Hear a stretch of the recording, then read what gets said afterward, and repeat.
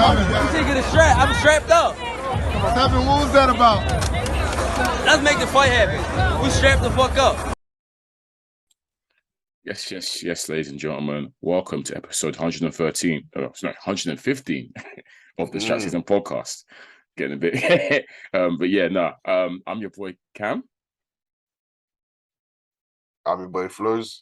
And as always, guys, please make sure you head over to the streaming platforms. You can get that on our Instagram page or our Twitter page. There's a link in the bio of both of those sites there, and that link will take you to where we're situated at streaming-wise. Make sure you like, subscribe, all that good stuff. Flowz, how you been, bro? You good? Yeah, I'm good, bro. Yeah. Good. Enjoyable boxing to discuss. Yeah. This episode, listeners, it's basically going to be an episode of us waxing lyrical about a certain Dimitri Bivol. Let's be real. I think that's what the bulk of this episode is going to be about, for us, to be honest. That was the only major card for this weekend that just gone. Good card as well in terms of the fighters on the card, etc. Let's quickly just get the starters out of the way. I'm talking about the obviously the undercard fights. It's worth touching upon. I think, should we start with Cameron? Actually, no. Yeah. Okay, we'll start. We'll start with Chantel. How do you want to do it? Oh yeah, we'll do like that then. Yeah. Okay. Yeah. Quick touch upon Chantel Cameron. Monumental win for her. This isn't really something we should mention in passing. This is actually a big thing. She was up against Jessica McCaskill, who is considered one of the best female fighters in the world, obviously because of the fact that she dethroned Celia Breakhouse, who was a long reigning champ, dominating champ, and she did it in a great fashion, right? I think both times she did it twice. In fact, certain people said she weren't even going to do it twice. In that right, Flowz? So I wrote off both times. I said she can't do it. Certain people were adamant that the second time won't happen. The first time was a fluke, but she did it twice. She shut everyone up. This fight was, so Chantel Cameron was, I think, stepping up in terms of weight, right? No. So that's what I thought last time. So this was Jessica McCaskill coming down. Okay. Yeah. So because Jessica McCaskill was draining herself to come down to fight Cameron for this undisputed. Okay, so Jessica McCaskill is still undisputed in the weight class above. Yeah. Okay.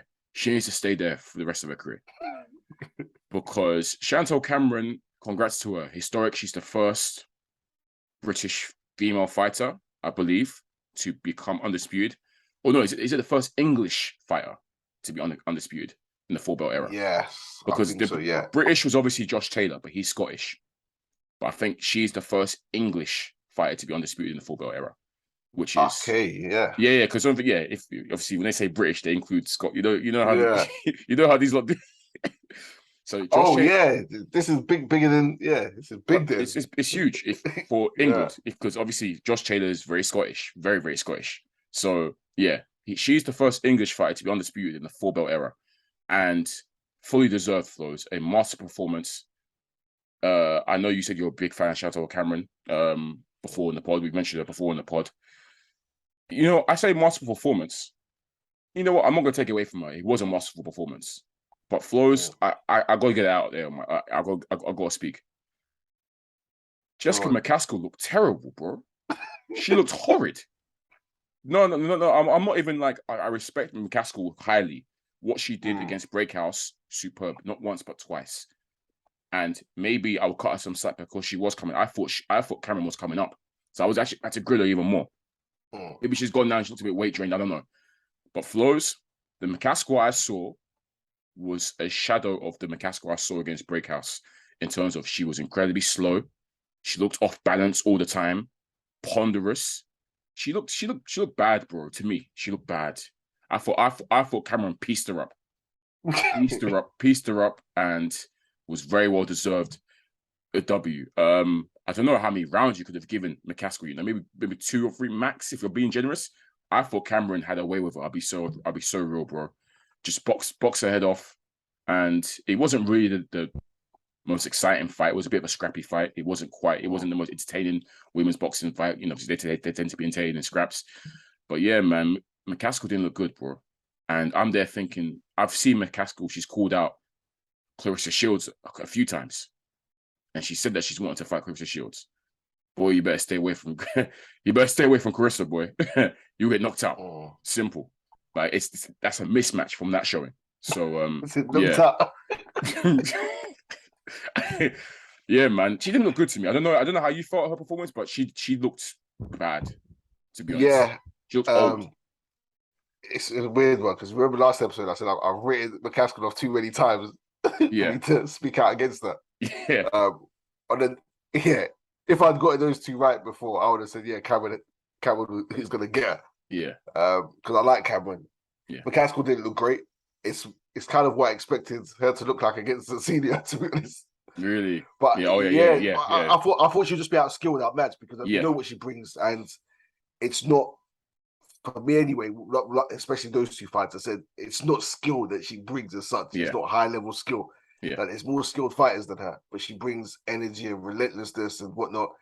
Didn't really bring that. Didn't even bring that to me. I see what you mean because against Celia, she actually looked like she was skilled a little bit. Yeah, like, she brought a bit. Yeah. It kind of. So I was like, I have to give her a fair dues, but this one, she just got outclassed and she was trying to land the big right hand every now and then, but Cameron's footwork was better. Even the hand speed was better. She was so slow, man. Yeah. It's a strange one. Well, anyway, I want to give more credit to Cameron than talk about McCaskill. Really and truly, like I say, footwork was on point. Hand speed, she was picking some good shots. Anytime they did trade off, she didn't get out. She was piecing. She was landing, and it was McCaskill who's having to dip and retreat and back away in the end. So brilliant performance, and she's been waiting a long time to do this. So shout out to Cameron still. McCaskill, like you say, better stay back up there. I don't even know who she should be trying to see next, to be honest. Not Clarissa Shields. Yeah, no. She stop those call outs. Stop those call outs. Okay, nah. Like just forget it. Yeah, maybe Natasha Jonas. Maybe.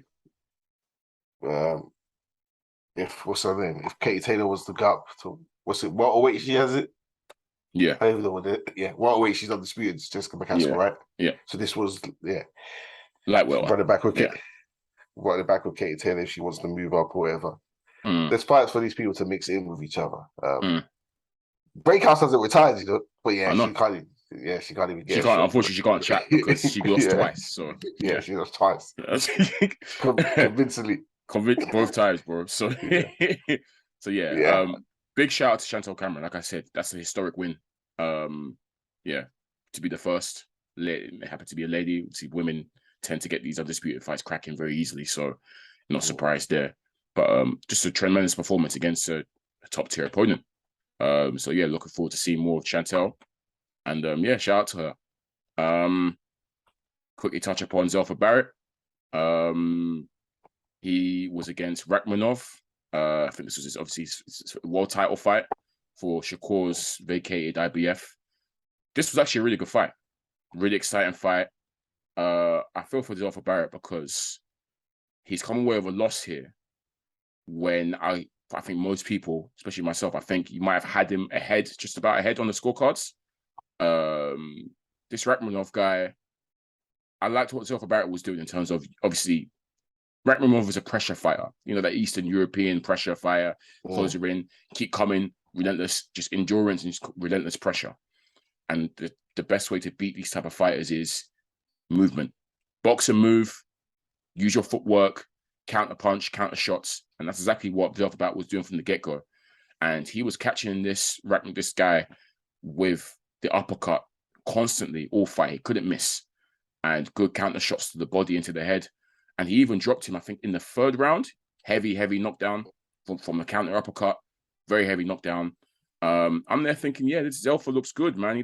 If he boxes like this, he's going to be easy victory for him. obviously credit to Rakhimov because he kept coming. That endurance just kept breaking it, chipping away. And I believe Zelfa injured his leg in the 8th round. I guess partly due to the pressure that he was constantly under, but I guess the pressure told in the end. But also, I think the injury also helped, like obviously reduce his mobility massively. And in the 9th round, unfortunately, combination I think of the injury, the fact that he couldn't really move because he injured his leg, and the constant pressure this guy was putting him under, he eventually wilted. So yeah, a bit of a tough loss for Zelfa because he did look good in a lot of portions of that fight, and I think most people had him up as well, or maybe just about up. So it's a shame that it kind of broke down in the end for him. But I liked what I saw from Zelf. I like what I saw. It's just a shame that it happened to go that way. Yeah. Spirited performance, and I don't think his stock has dropped in any shape or form. I think his stock has definitely gone up. Yeah, the uppercut was nice.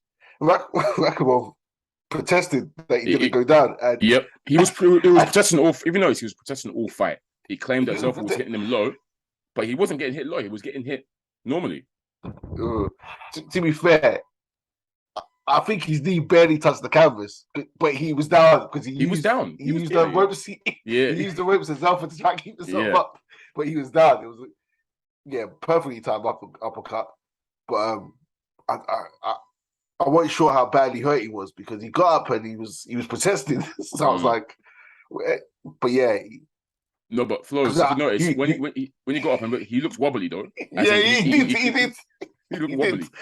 He did. So I was thinking Zelfa could get him out of here. Yeah. But then as the fight went on, I started to question how badly the guy was hurt because, like you say, he kept applying the pressure. He didn't back off as such. And then, eventually broke down Zelfa by the 9th. And I think, I think it was an injury because Pat Barrett had the towel. He was ready to. No, you could see it was. His mobility just. His knee. He was limping as well, kind of as well. Yeah. It was obvious, and it's a shame because he was a replacement for this Zelfa. It was meant to be Joe Cordina, wasn't it? Yes, it was. Yeah. So it was a good opportunity. It's a shame, but he'll come again, Zelfa Barrett. Yeah, I think this Rakhimov guy has a bit of hype behind him. He's trained by Freddie Roach.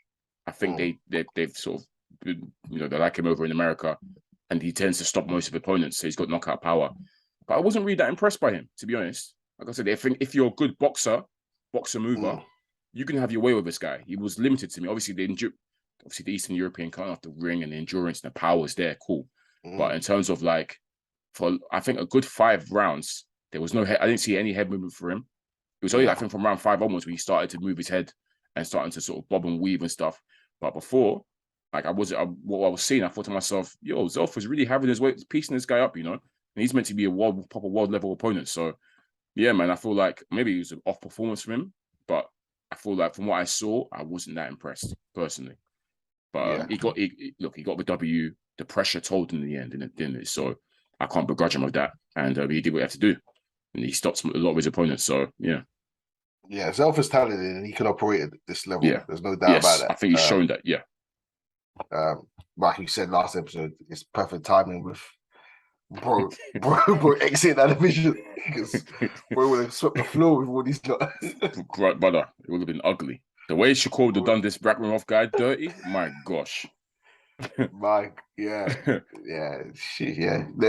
They're lucky, very lucky. All right, Flowz, it's enough waiting. I think we've got the starters out the way. Let's sink our teeth into the main course. Dimitri Bivol, bro. What can we say, bro? Dimitri Bivol. We both predicted the Bivol win. Let's get out of the way. So we got that right. I think we both envisioned it to be a tougher fight than what it turned out to be, though, for Dimitri Bivol.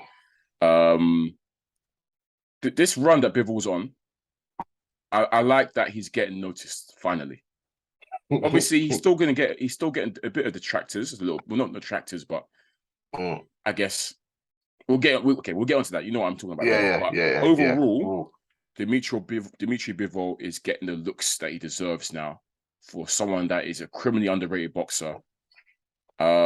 He's beaten Ramirez by unanimous decision.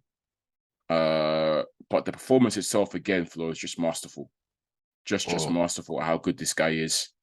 How amazing he is at judging distance with his footwork, counter punching, being relentless when he needs to be relentless, not letting himself get outworked when if his opponent starts having a bit of a flurry, he will answer back with more explosive combinations.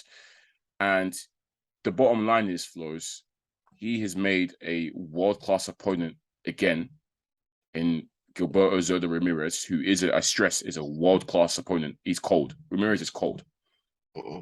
He's made him look a bit average, to be honest, Flowz. I don't know if you feel the same thing. Do you feel that Zurdo looked average? Yeah. he made him. We got to. He just made him look like he was anybody. Yeah, like he was. Made him look like a. And I'll say this: Zurdo didn't even fight badly. I was gonna say I'm not actually gonna get onto Zurdo. I'm not gonna get onto him. We said last episode that he's slower than Bivol. His footwork ain't as quick. His hand speed ain't as quick, but he had the size. And if he could almost pin Bivol down, yes, then he could hurt him.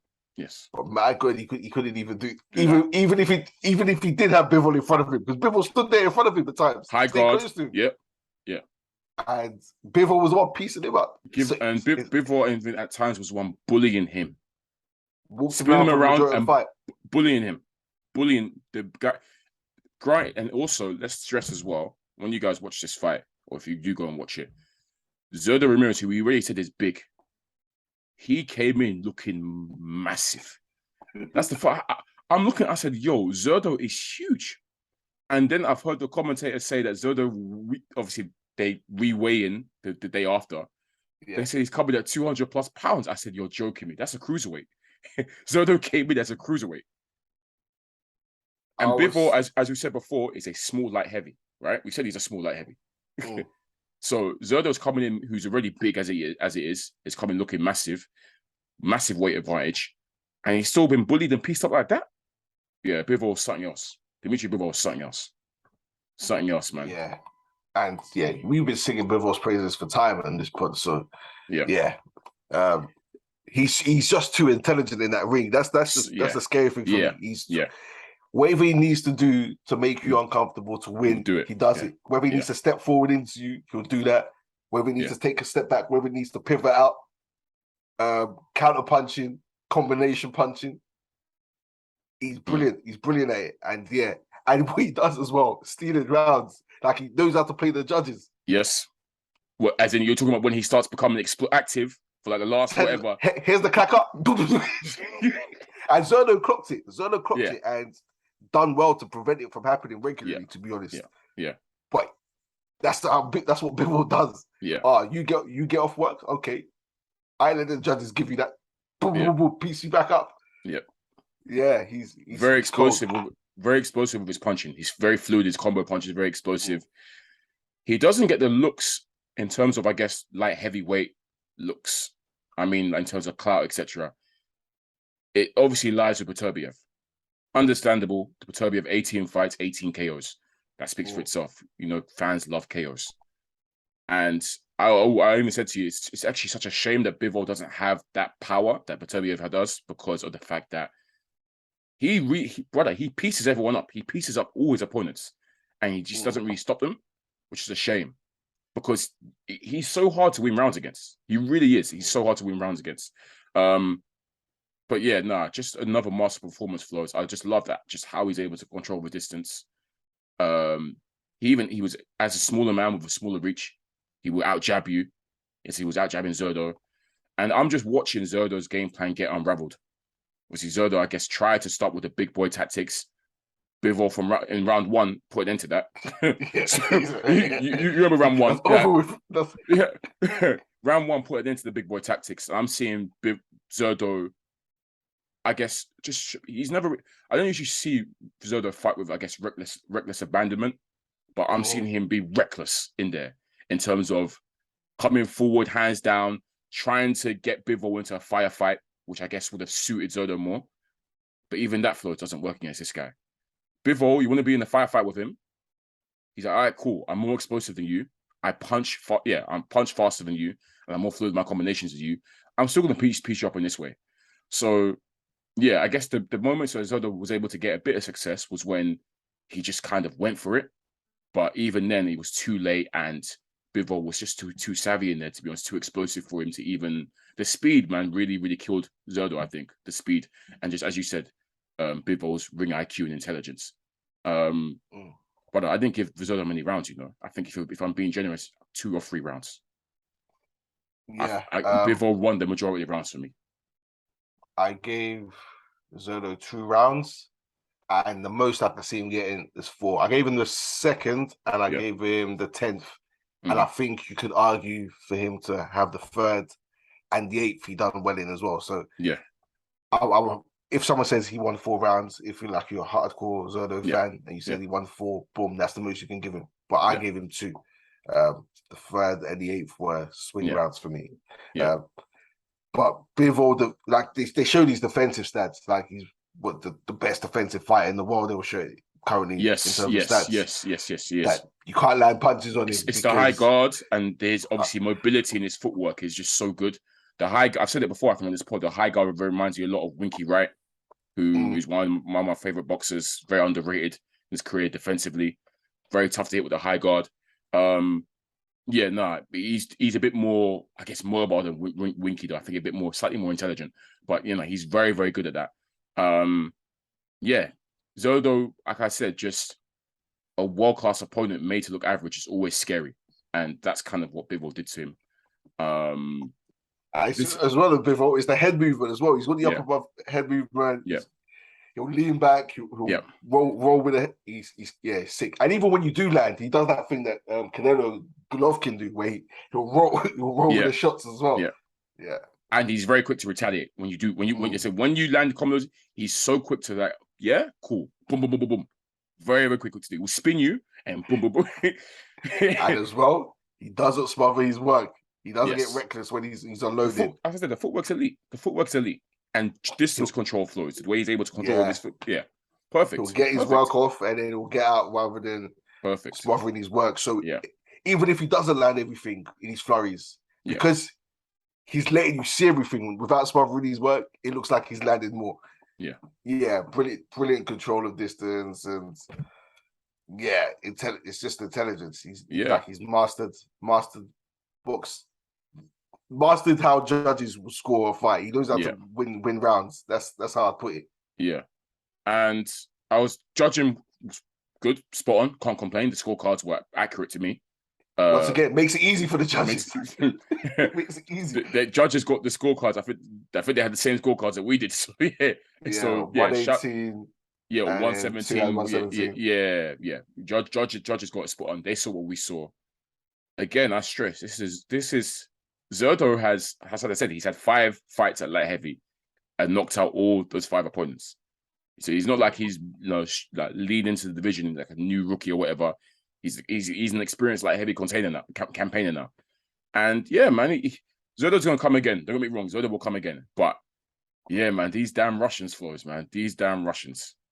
You already know where I'm going with this, bro. The fight we want to see. Obviously, DAZN did a really good job. Shout out to, I'll give Chris Mannix a shout out. Obviously, we've criticized him on this pod, but he broke it down nicely in terms of the options for Dimitri Bivol and what he should do. Essentially, we want to see the Beterbiev fight. That's what the world wants to see. Beterbiev is locked in to fight Anthony Yarde in January. So Bivol has options, I guess, as in either wait for Beterbiev to handle Anthony Yarde, which I believe he's going to do. But obviously, we'll discuss that when the time comes, and then get that fight on. Or people are calling for a rematch with Canelo, which would be at 168. And from a legacy perspective, it does kind of make sense for Bivol to do that. One, obviously, money. It's a Canelo lottery. He's won it already. He can win it twice. 2, that Canelo fight at 168 would be for all of Canelo's belts at 168. So the attractive prospect here is, obviously, you have that legacy-defining fight, and you become undisputed at 168, and then move back up to 175, and then become undisputed there. So that's you undisputed in 2 weight classes in the space of a year. From a legacy perspective, that is sensational. That's like best resume ever, right?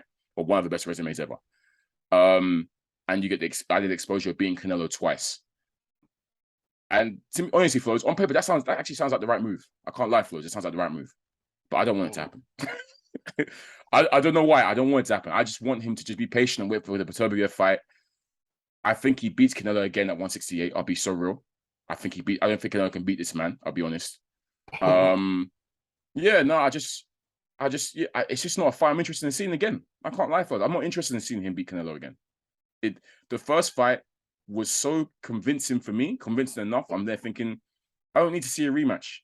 You know, that it doesn't really whet my appetite for it. You know, if it's a close fight or really entertaining fight, etc., you're thinking, I would like to see them run it back. He might be able to have something second. But the first fight was so conclusive for me, Flowz. I'm not entertaining that rematch. I can't lie, man. I don't really care for it. Yeah.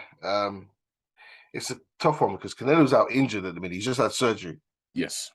So I don't even know when apparently he starts training again in 2 months. In 2 months? Yeah, that's and 2 months 2 months is January. Yeah. Well, I remember that's what the zone said, that he'd be back like training again in 2 months. So when is he realistically going to be back out? May, maybe. Yeah, of course. Cinco de Mayo. That's a perfect time to make Bivol beat Beterbiev. Exactly. Beterbiev beats Yard, let's say. I think we don't. But we'll talk about that later. And then, look, I hear it. Bivol, it's a great opportunity financially and legacy wise. Yes. Holding both undisputed in 2 weight divisions. It makes sense. I don't even mind if he fights Beterbiev first and goes down to fight Canelo. I'd probably rather that, but yeah. Yeah, like Beterbiev in May, Canelo in September. That's say beats Beterbiev. Yeah, say beats Beterbiev. Even if he doesn't go down, Canelo wants the rematch apparently. Yeah. Go down and fight Canelo. Free lunch. Yeah, exactly.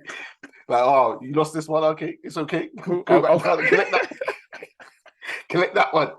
But I'll give Canelo more of a chance this time round in at 168. Yeah, of course.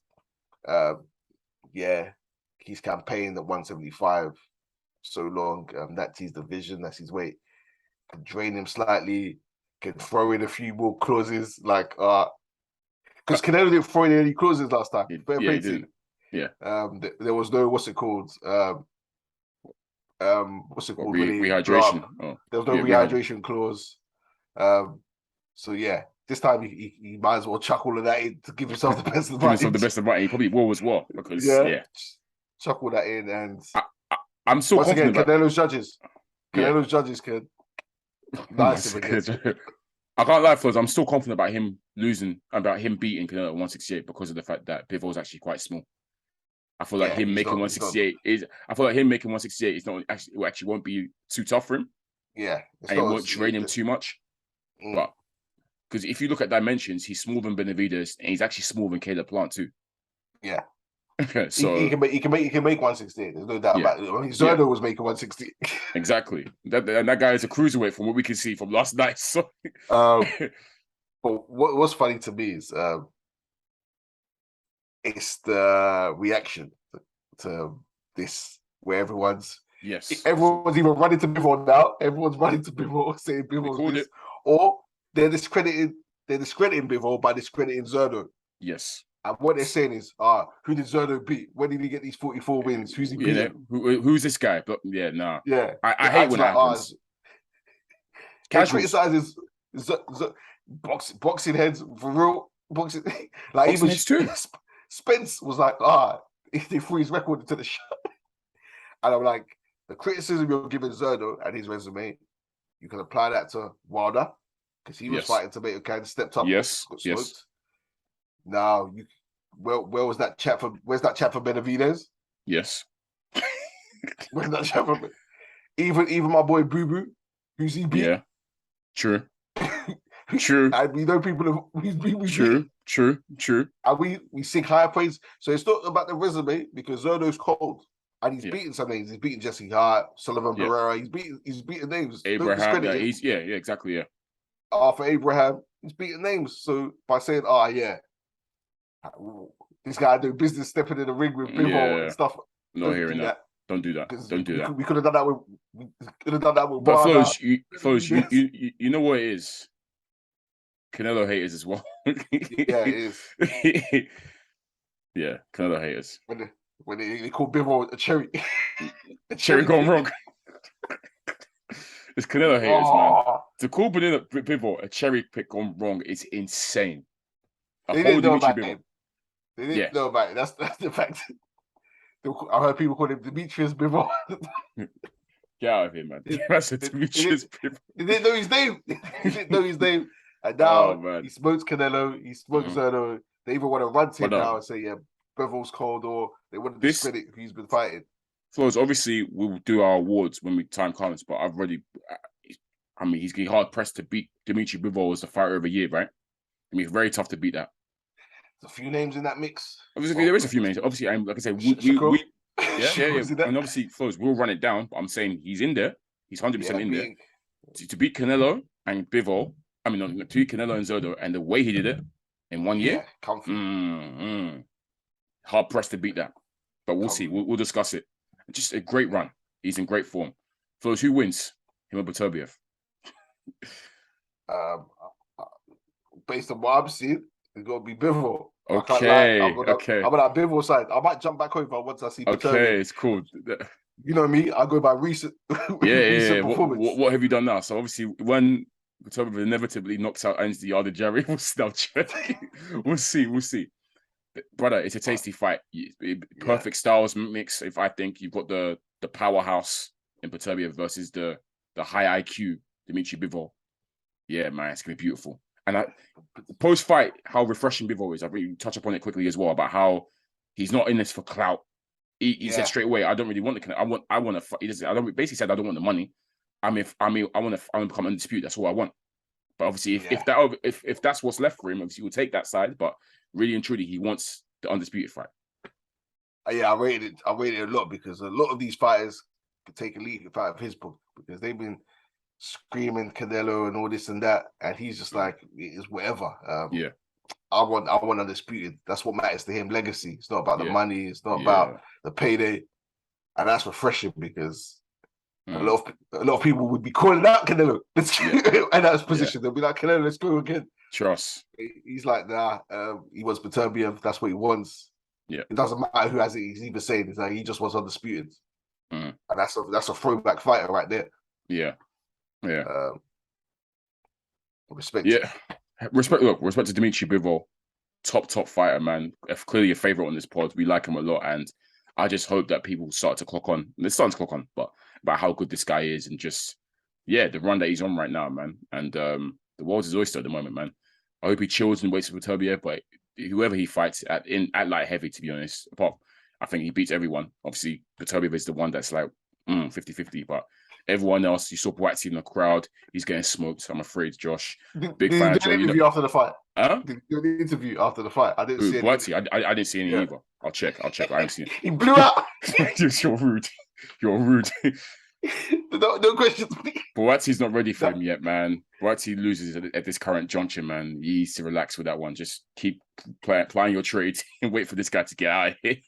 Yeah. The Russians get out. The thing is, Beterbiev might be on the way out because he's 37, 38. Bivol was only 31, so he's still got a bit of life left in him still. So eesh. But I do want to see Bivol out again. We enjoy watching him work. I enjoy watching. I do want to see him out again.